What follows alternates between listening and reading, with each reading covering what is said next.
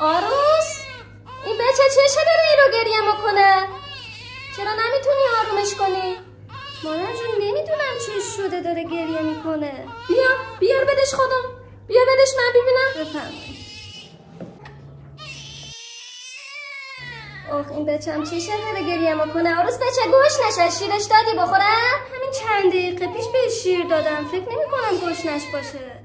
این باد رو سینشه، هنو بلد نیستی شیرش که میدی آروغش بگیری؟ باید اینجور صافش کنم بزنم کمرش بمالم باد رو سینش گرفته شه. اوه این بچه دل درده. اصلی هم پیپی سبز میکنه. نه این دل درده این بچه. دلو پلش گرم نمیگیری، نوبت کن تقش کنی. چی خوردی؟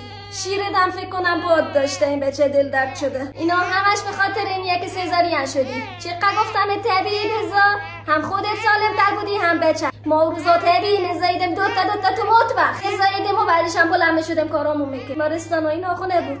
همونجا شیرش هم بدادم. بچه‌مون هم بیاد بی ماشاءالله یکی از یکی قدای کل بزرگتر و خشتر. حلیمم بچه‌م ماشاءالله.